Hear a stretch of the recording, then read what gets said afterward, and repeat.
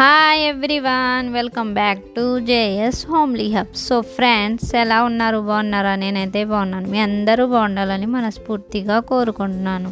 ఈరోజు వీడియోలో అయితే సమోసా పట్టీ ఎలా చేయాలో చూపిస్తాను ఫ్రెండ్స్. అదే డీమార్ట్లో అవైలబుల్గా దొరుకుతాయి కదండి, ఆ పట్టీలు ఇంట్లోనే ఎలా ప్రిపేర్ చేయాలో చూపిస్తానండి. నేనైతే 1/4 కిలో మైదా అయితే తీసుకున్నాను. మైదా ప్లేస్లో గోధుమ పిండి, మైదా పిండి సగం సగం అయినా తీసుకోవచ్చు. చపాతీ పిండిలా కలిపి దానిని ఈక్వల్గా చిన్న చిన్న పీసెస్లా కట్ చేసుకోవాలండి. పీసెస్ని ఒక బౌల్లో వేసుకొని పొడిపిండి చల్లి ఉంచుకోవాలండి. తర్వాత మా తవ్వ సైజుని బట్టి చపాతీలు ఒక్కొక్కటి చేసుకొని పక్కన పెట్టుకోవాలండి. అలా చేసుకున్న వాటిని అన్నిటిపైన ఆయిల్ లేదా బటర్ మరిగించి అలా ఎక్కువగా రాయాలండి. రాసిన తర్వాత పొడిపిండి అయితే దానిపైన చల్లాలి.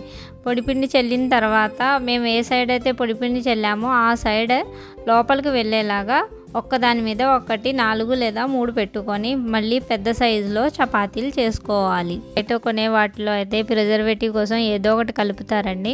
అదే మేము ఇంట్లో చేసుకుంటే మేమైతే ఏమి కలపము, ఓన్లీ సాల్ట్ ఒకటే కలిపాము. ఇలా అయితే ఇంట్లో ఎప్పుడు కావాలంటే అప్పుడు చేసుకోవచ్చు అండి. దీంట్లో అయితే మాకు ఎలాంటి పిండి ఎలా కలిపారు ఏంటి అన్న భయం కూడా ఉండదు. మేమైతే శుభ్రంగా కలుపుకుంటాం కదా, అందుకని ఇలా కలుపుకొని ఇంట్లో ఇలా చేసుకుంటూ ఉండండి.